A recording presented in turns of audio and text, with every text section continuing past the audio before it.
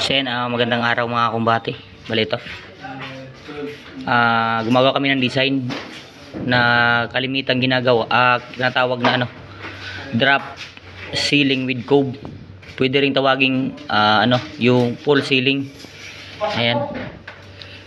Yung ginamit naming materialis diyan, yung tinatawag na metal track para masigurado nating matibay mga kumbate. Ayan, metal track yung ginamit namin diyan. Tsaka yung pinang siding namin, ayan yung Santa Clara na plywood. Ayan, mga tropa natin dito. Hello guys! Ang gagwapo. Hello guys! Ayan si Alex, si Luloy, si Uncle Karen, tsaka si Paring Alas.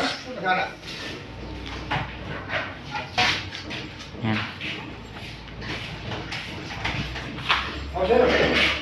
Yan lang yung simpleng pamamaraan namin sa paggawa ng bali yung plates niyan mga kumbate.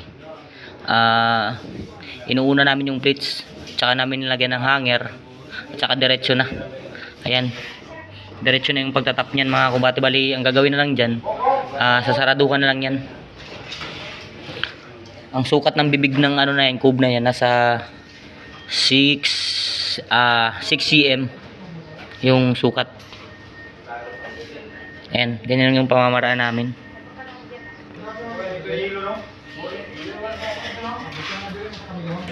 Ayan, bali ho lahat ng mga cabinet namumuti na ho.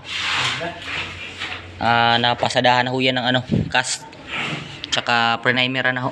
Ayan, yung iba nagugloss na.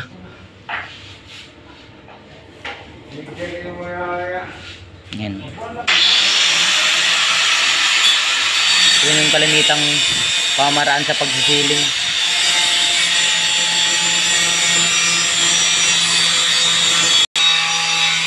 Pag ganito yung mga trabaho mga kumbate, talagang asahan yung gantong klaseng trabaho, talagang maalikabok. Kasi yung pagkakat ng hardiplex na 3.5 yung kapal, ginagamitan muna natin yan ng grinder mga kumbate para makakuha natin yung eksaktong tuwid. Ayan. Bali nung ginawa ko yan, nilagyan ko yan ng pattern para magsisilbing susundan. Balayan nyo may mga lapis na, may mga marka ng lapis sa ibabaw kung mapapansin nyo yan. Yan, para makuha natin yung saktong eskwalado. Ayan, bali yung ginawa ng lapis na yan, yung nasa ibabaw na yan, yun yung magsisilbing guide para susundan na lang nila.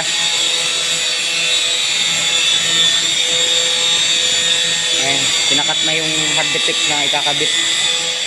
Bali yung ginagamit namin dyan pang rivet dyan, yung 1/8 by 3/4.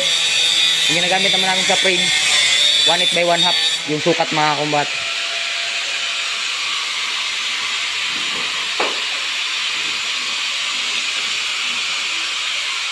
Ayan. Ito yung design na binigay sa atin ni boss para sa ceiling design. Ayan, drop ceiling with cube, pwede ring tawaging full ceiling mga kumbate.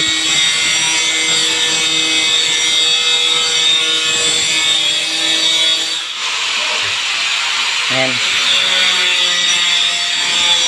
Ayan, para lang po sa trabahong mahirap na ginagawa ho nating simple. Ayan, para magiging madali yung pamaraan sa paggagawa. Ayan, meron na yung pattern sinusundan mga kumbate. Bago yan nilagyan ng frames, nililiaut muna namin yan bago namin yan kinakabitan ng frames, para yung paggagawa dire-diretso. Meron ng pattern na sinusundan. Ganun ho yung pamamaraan namin mga kumbate. Ayan, para walang sablay ho. Kagaya ho yan, talagang quality yung pagkakagawa.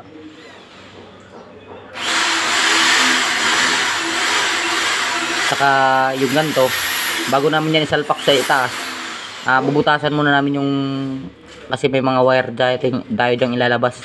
Kasi pag tinabunan ho natin na ganyan yan, mahirapan yung electrician natin sa pag-install ng mga ilaw para sa light. Kaya lalabas natin yan para hindi sila mahirapan. So hanggang doon lang muna mga kumbate. Maraming salamat. Update na naman sa panibago nating video.